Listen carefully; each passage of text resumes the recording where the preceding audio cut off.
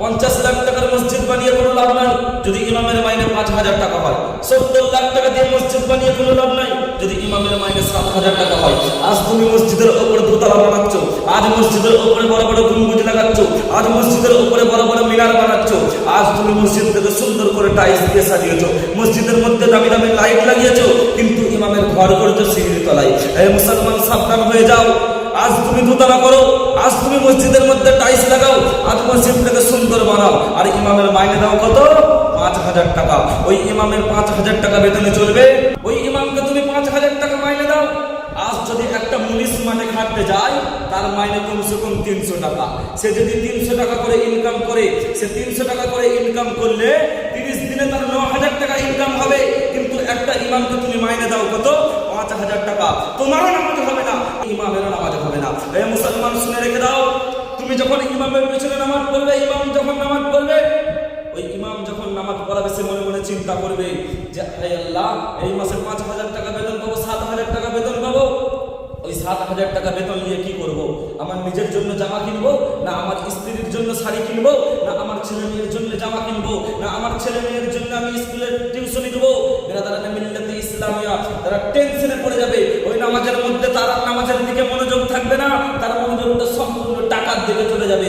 যখন টাকার দিকে মনোযোগ চলে যাবে, সে তখন নামাজের দিকে তার মনোযোগ থাকবে না। সেই নামাজ কবুল হবে, সেই নামাজ কবুল হবে না, আপনাদেরও নামাজ হবে না।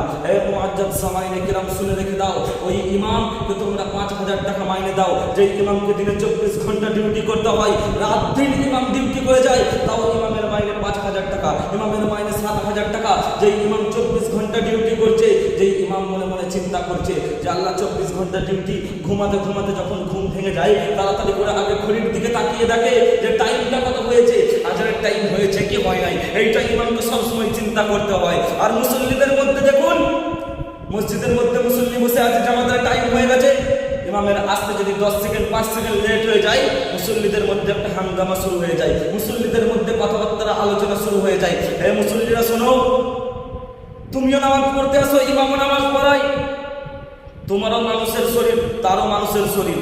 তুমি চাইলে এক ওয়াক্ত নামাজ কাজা করতে পারবে, কিন্তু ইমাম পারবে না।